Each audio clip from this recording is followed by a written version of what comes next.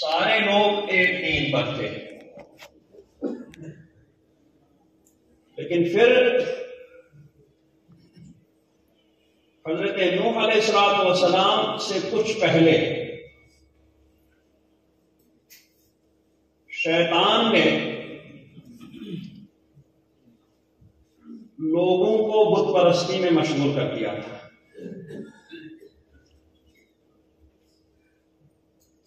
بتاتے ہیں کہ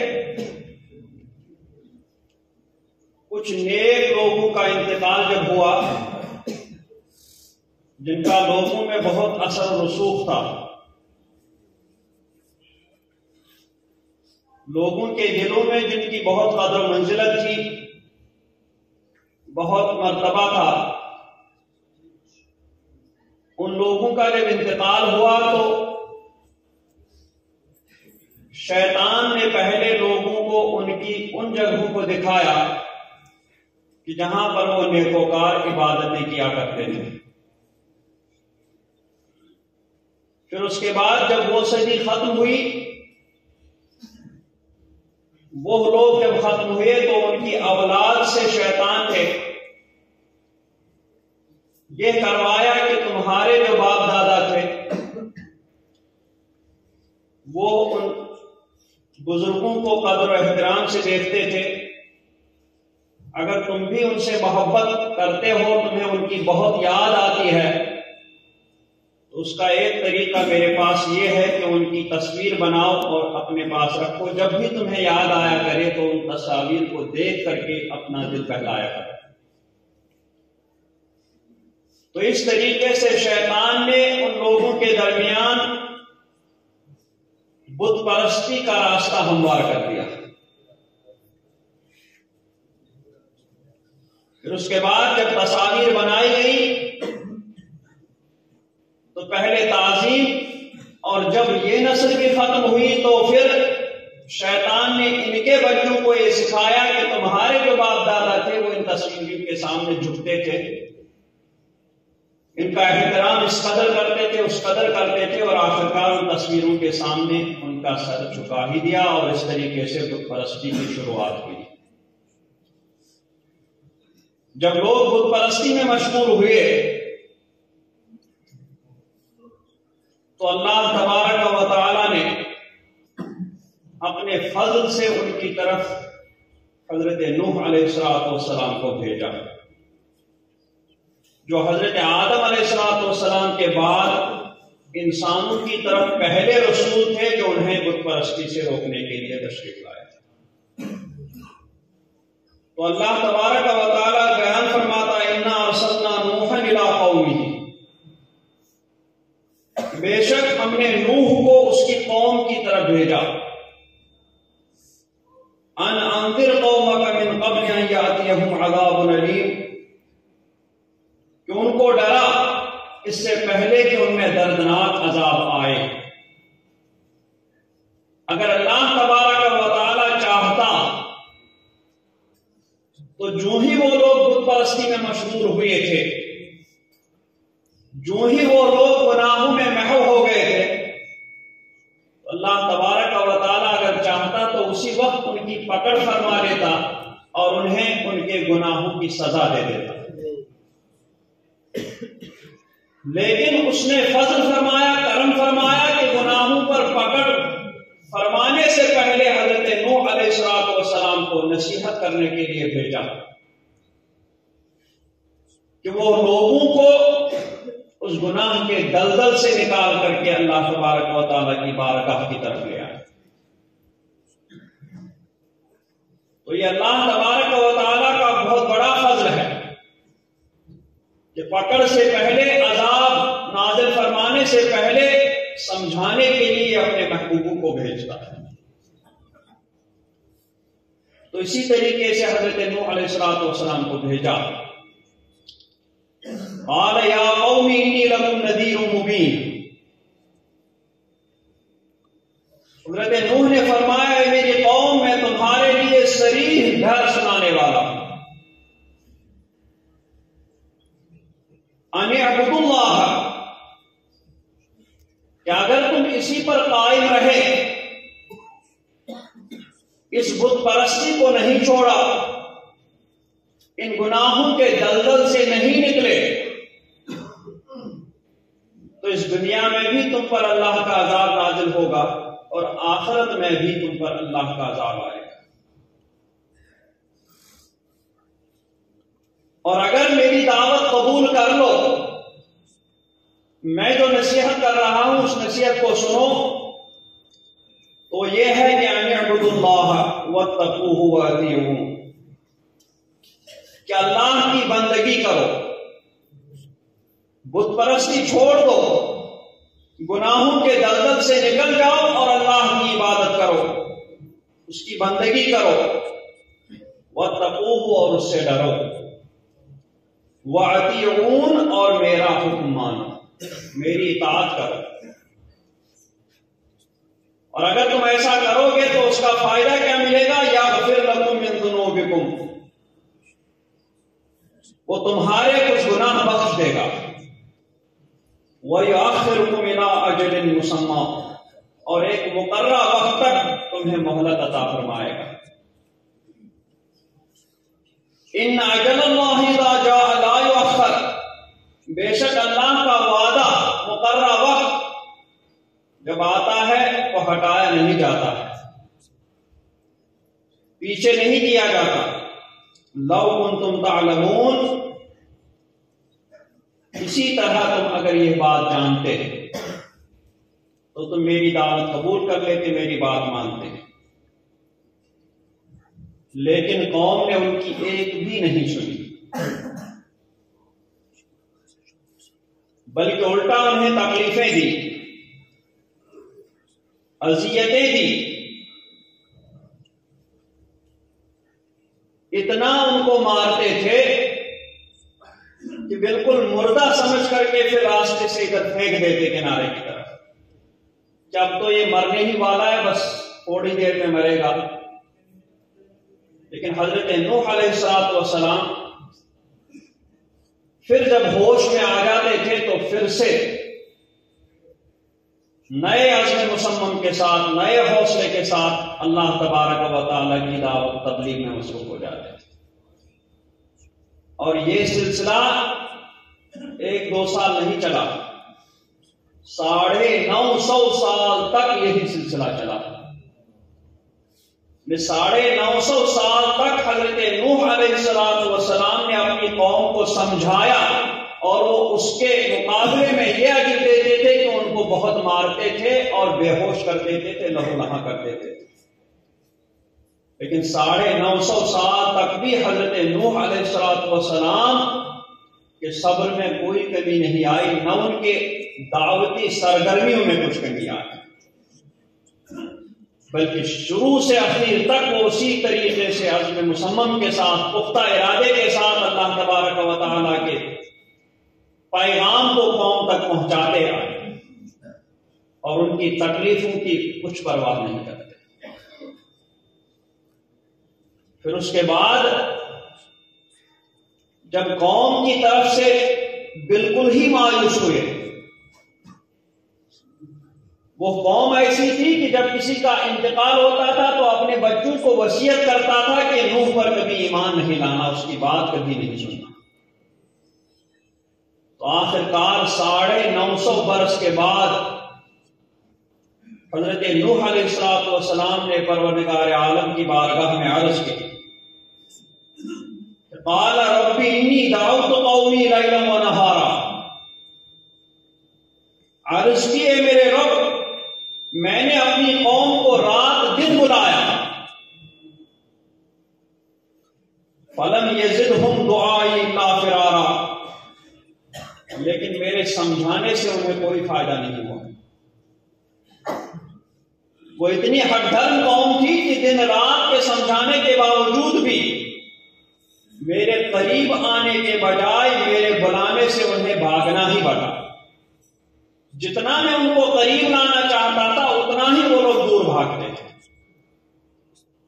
جتنا ہی میں گناہوں کے دلدل سے ان کو نکالنا چاہ رہا تھا اتنا ہی وہ گناہوں کے دلدل میں گرفتار ہوتے جا رہے، دھنستے جا رہے۔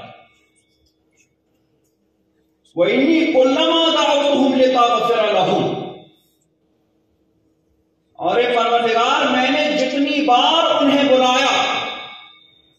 اس بات کے لیے کہ تو ان کو بخش دے، ان کے گناہوں کو معاف فرما دے.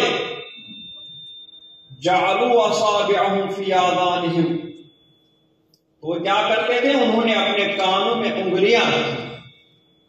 وہ اپنے کانوں میں انگلیاں ٹھونستے تھے کہ میری آواز ان کے کانوں تک نہ پہنچے. اور اتنا ہی نہیں، واستغشوا ثیابہم، اور اپنے کپڑے اوڑھ لیے، اپنے اوپر پردہ ڈالتے تھے کہ کہیں میری شکل ان کو نہ دیکھے. میری آواز نہ سننے کے لیے کانوں میں انگلیاں ٹھونستے تھے، اور میری شکل نظر نہ آئے اس کے لیے وہ اپنی آنکھوں پر کپڑا ڈال دیا کرتے تھے. وَأَصَرُّوا، اور وہ اپنے گناہوں پر اصرار کرتے رہے. وَاسْتَكْبَرُوا اسْتِكْبَارًا، اور بڑا غرور اور تکبر کیا. لیکن اس کی بھی میں نے پرواہ نہیں کی، اس سے بھی میرا حوصلہ پست نہیں ہوا. ان تکلیفوں اور اذیتوں کے باوجود بھی میرا حوصلہ نہیں ٹوٹا، میں نے ہمت نہیں ہاری. بلکہ ثم انی دعوتہم جہارا، پھر میں نے انہیں علانیہ بلایا. ثم انی اعلنت لہم واسررت لہم اسرارا، پھر میں نے ان سے باعلان بھی کہا اور آہستہ خفیہ بھی کہا. یعنی اکیلے میں بھی سمجھاتا تھا اور کھلے عام بھی سمجھایا. سمجھانے کے جتنے طریقے ہو سکتے تھے وہ سارے طریقے میں نے اپنائے. لیکن وہ ڈھیٹ قوم تھی، ہٹ دھرم تھی. یہاں تک کہ آخرت کے اجر و ثواب کے بارے میں تو بتایا ہی، جنت کے باغات کے بارے میں تو بتایا، جنت کی نعمتوں کے بارے میں تو بتایا، جہنم کے عذاب سے بھی ڈرایا. تو ان چیزوں سے بھی ان پر کوئی اثر نہیں ہوا. پھر میں نے سوچا کہ دنیاوی لوگ ہیں، دنیاوی فائدے زیادہ دیکھ رہے ہیں، اس لیے میں نے ان کو دنیاوی فائدے بھی بتائے کہ اگر تم اللہ کی دعوت قبول کرو گے اور اپنے ان گناہوں سے استغفار کرو گے، اپنے ان گناہوں سے توبہ کرو گے، تو آخرت میں تو جو ملے گا وہ تو ملے گا، لیکن دنیا میں بھی تمہیں فائدے نظر آئیں گے. وہ کیا فائدے ہوں گے؟ میں نے ان سے کہا فَقُلْتُ اسْتَغْفِرُوا رَبَّكُمْ، کہ اپنے رب سے استغفار کرو، اپنے رب سے اپنے گناہوں کی بخشش مانگو. تو قوم کہتی تھی کہ اگر ہم حق پر ہیں تو ہم پھر اپنا حق چھوڑ کر کے تمہاری طرف کیوں آئے، اور اگر ہم باطل پر ہیں تو پھر اتنے سال ہم باطل پر رہے، اتنے سال ہم جرم پر جرم کرتے رہے، اتنے سال ہم گناہ پر گناہ کرتے رہے، اتنے سال ہم نافرمانی ہی نافرمانی کرتے رہے. تو اب اگر ہم ان گناہوں سے باز بھی رہیں، اس نافرمانی کو چھوڑ بھی دیں، تو بھی اتنے سالوں جتنے سالوں ہم قائم رہے اتنے سالوں کی سزا تو ہمیں ملے گی. لہذا پھر کیوں ہم اس کو چھوڑ دیں جس راستے پر ہم چل رہے ہیں. تو حضرت نوح علیہ السلام نے فرمایا کہ تم استغفار کر کے تو دیکھو، انہ کان غفارا، وہ بہت بڑا معاف فرمانے والا ہے. تمہارے 900 سالوں کے گناہوں کو بھی اس کی رحمت کا ایک چھینٹا دھو کر کے پاک کر دے گا. سبحان اللہ. تمہارے گناہوں کے پہاڑوں کو بھی اس کی ایک نظر رحمت ہوا کر دے گی، ریزہ ریزہ کر کے چھوڑے گی. حضرت امام بوصیری فرماتے ہیں یا نفس لا تقنطی من ذلت عظمت، اے میری جان، میرے نفس، تم نے بھلے ہی کتنے گناہ کر لیے ہو. امام بوصیری یورسی جی فرماتے ہیں یا نفس لا تقنطی من ذلت عظمت، کہ اپنی اس لغزش سے مایوس مت ہو، نا امید نہ ہو کہ میں سمجھ نہیں پاؤں گا. وہ لغزش چاہے کتنی بھی بڑی لغزش ہو، ان الکبائر فی الغفران کالاممی، بے شک اللہ تبارک و تعالی کی مغفرت جب جوش پر آ جاتی ہے تو بڑے بڑے گناہوں کے پہاڑ بھی ذرے کی طرح اڑ کر کے چلے جاتے ہیں. تو حضرت نوح نے اپنی قوم کو فرمایا انہ کان غفارا، کہ اس کی مغفرت اتنی وسیع ہے، اس کا فضل اتنا کشادہ ہے کہ تم 950 سال تک بھی گناہ کرتے رہے لیکن اس کی مغفرت کا ایک چھینٹا بھی تمہارے 950 سالوں کے گناہوں کو بھی دھو دے گا. تم یہ مت سوچو تمہیں ہر حال میں اس جرم کی سزا ملنی ہے. کہ وہ بارگاہ ہے کتنے بھی بڑے جرم لے کر کے آئے لیکن اگر ٹوٹے ہوئے دل کے ساتھ اللہ کی بارگاہ میں ندامت کے آنسو کے ساتھ ایک مرتبہ حاضری لگائے تو اللہ تبارک و تعالیٰ پھر ان گناہوں کے پہاڑوں کو نہیں دیکھتا، ان غلطیوں کے سمندروں کو، جرموں کے سمندروں کو نہیں دیکھا، بلکہ اس وقت وہ صرف بندے کی اس ندامت کو دیکھتا، بندے کے اس ٹوٹے ہوئے دل کو دیکھتا ہے جو ٹوٹا ہوا دل اس کی بارگاہ میں ایک لمحے کے لیے حاضر ہو جاتا ہے اور اسی ٹوٹے ہوئے دل سے وہ اس بندے سے راضی ہو جاتا ہے، پھر اس بندے کے جرموں کو وہ ختم کر دیتا ہے. انہ کان غفارا، بے شک وہ بہت بڑا معاف فرمانے والا. اور اگر تم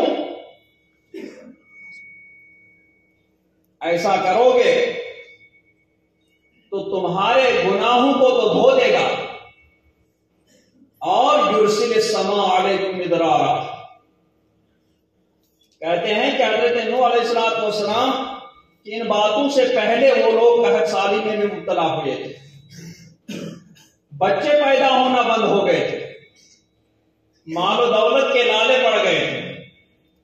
تو حضرت نوح علیہ السلام نے ان سے یہ بھی فرمایا کہ اگر تم اللہ کی بارگاہ میں آؤ گے، اس کی دعوت قبول کرو گے، نافرمانی چھوڑ دو گے تو یرسل السماء علیکم مدرارا، تم پر شراٹے کا مہ برسے گا، تم پر موسلا دھار بارش ہو جائے گی آسمان سے. وَيُمْدِدْكُمْ بِأَمْوَالٍ وَبَنِينَ، اور مال اور بیٹوں سے تمہاری مدد کرے گا. وَيَجْعَلْ لَكُمْ جَنَّاتٍ وَيَجْعَلْ لَكُمْ أَنْهَارًا، اور تمہارے لیے باغ بنا دے گا اور تمہارے لیے نہریں بنا دے گا. مَا لَكُمْ لَا تَرْجُونَ لِلَّهِ وَقَارًا، تمہیں کیا ہوا اللہ سے عزت حاصل کرنے کی امید کیوں نہیں کرتے؟ تو استغفار کرنے کے یہ فوائد حضرت نوح علیہ السلام نے بتائے کہ اگر قوم قحط سالی میں مبتلا ہو استغفار کریں. ایک بزرگ کی بارگاہ میں آئے لوگ، قحط سالی کی شکایت کی تو انہوں نے فرمایا استغفار کر لو. پھر کہا کہ مال و دولت میں بالکل اضافہ نہیں ہو رہا ہے، کمی ہوتی جا رہی ہے، فرمایا استغفار کر لو. پھر کچھ لوگ آئے کہ حضرت اولاد نہیں ہو رہی ہے، فرمایا استغفار کر لو. تو ساتھ میں بیٹھے ہوئے لوگوں نے کہا حضرت آپ ہر ایک کو جو بھی یہ سب شکایتیں لے کر آ رہا ہے استغفار کا حکم دے رہے ہیں. تو فرمایا میں خود سے نہیں دے رہا ہوں، بلکہ قرآن پاک فرما رہا ہے کہ اگر استغفار کرو گے تو اللہ تبارک و تعالیٰ تمہارے ان گناہوں کو بخش کر کے آسمان سے تمہارے لیے بارش بھی برسائے گا اور تمہیں اموال بھی عطا فرمائے گا، تمہیں اولاد بھی عطا فرمائے گا اور تمہارے لیے باغوں کو ہرا بھرا بھی کر دے گا، تمہاری کھیتیوں کو بھی ہرا بھرا کر دے گا اور تمہارے لیے نہریں بھی بہا دے گا، نہروں میں پانی بھی بہا دے گا. تو جب بھی قوم پر ایسی حالت پیش آئے، حضرت نوح علیہ السلام کے واقعہ میں یہ بھی ایک بہت بڑی عبرتناک بات ہے. اور انہی حالات سے ہر دور میں، اس دور میں بھی لوگ دو چار ہو رہے ہیں. لیکن ان کا علاج انہیں اس لیے نہیں مل رہا ہے کہ وہ قرآن پاک کی تعلیمات سے ہی ناآشنا ہے۔